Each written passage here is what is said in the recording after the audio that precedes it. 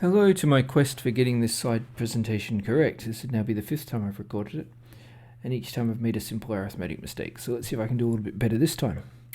So two events are independent if one event does not affect the probability of the other event. So in the case of, so there are three different cases where we can prove independence. If P A given B equals PA, or P B given A equals PB, or the intersection of the probability of A and B equals probability of A times the probability of B. If we can prove any one of these three cases, we can show that A and B are independent. So let's have a go. We have a Venn diagram with events A and B. Now for A and B to be independent, P A given B would have to equal PA. So A given B. So just looking at the B case. There are three elements in B, of which one is A, so the probability of A given B would be 1 on 3. The probability of A, there's 4 elements out of the 10 elements in A.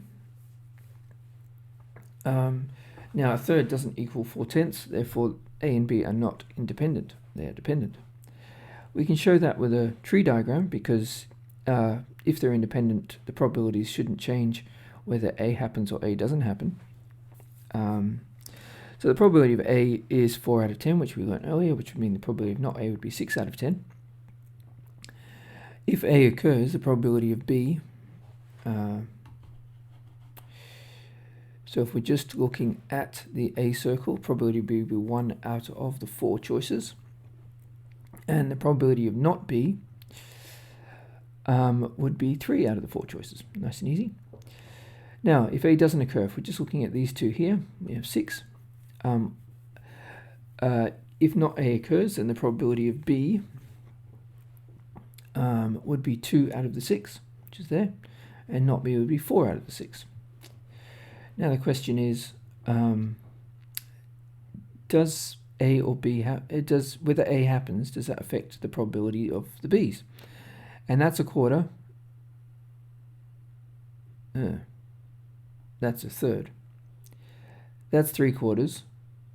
That's 2/3. We can see quite clearly that whether A happens or A doesn't happen, the probability of B changes,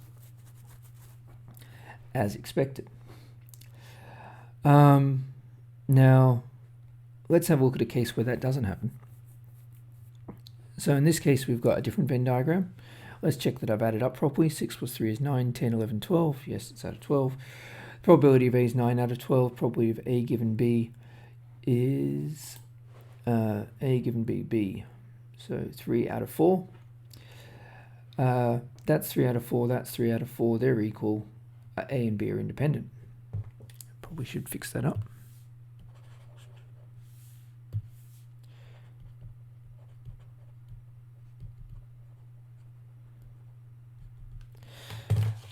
Now we could see this in a tree diagram.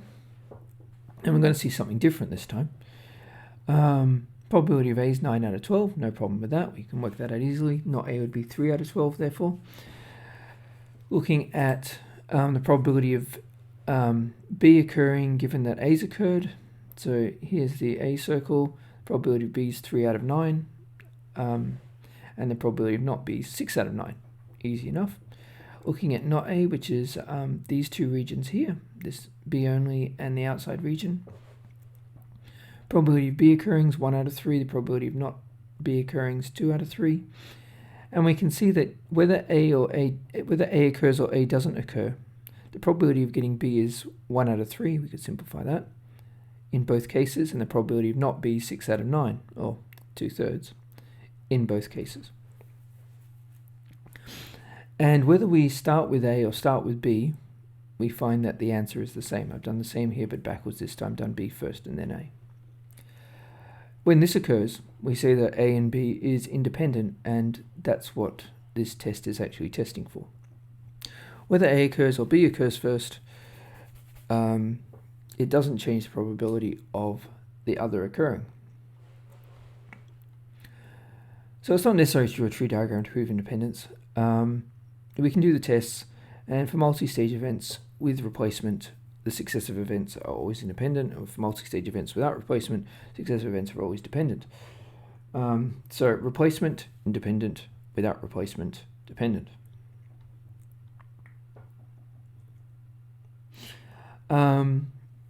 If we're not sure, use one of the tests. So let's look at some examples. Given PA equals 5 out of 10 and PB equals 3 out of 5 and PA intersection B equals 1 over 5, are they independent? Well, multiply PA and PB together according to one of the tests. Check it with the intersection. They're not the same. They're not independent. Easy enough. Given PA equals a fifth and PA given B equals 2/5, are A and B independent? Well, quite clearly 2/5 does not equal 1/5, therefore they are not independent. Number 3, given PB equals 1/8 and PA given B equals a half, and note, we can't use our test directly here because we would need PB given A, not PA given B. That's why I wrote this little note here. And the outer region is 7 on 16. Are A and B independent? Well, the easiest way to do this problem would be just to construct the Venn diagram, solve it, find the missing elements, and then you can calculate B given A, which I've done here. Now, funnily enough, PB and PB given A are the same, therefore A and B are independent. You may get this information in a two-way table. So in this case, PA equals 5 over 8, PB equals 3 over 8, and the intersection is 1/4. We can multiply these two together and check with this. They are not the same, therefore they are not independent. We could look at what value of x makes A and B independent.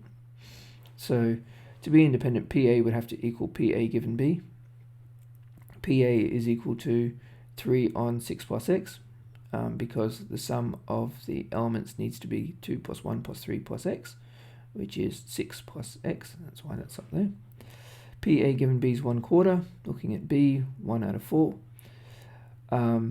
Equate these two together, because according to this rule, that would have to be the case if they were independent. Solve for x, and you would get that x equals 6. So there you go, guys. That's my best effort at showing you what independence is and how to test for it. Thank you, everyone.